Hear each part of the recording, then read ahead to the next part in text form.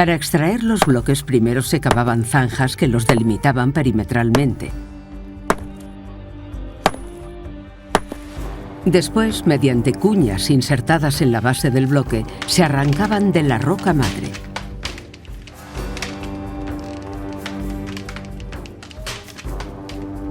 El resultado de la repetición continua de este proceso se puede observar en el médul en todos sus estadios, hasta el agotamiento y el abandono final del frente.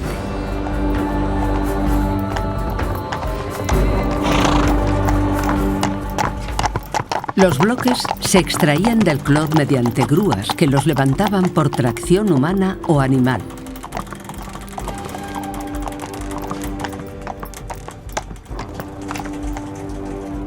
O bien arrastrándolos por la rampa.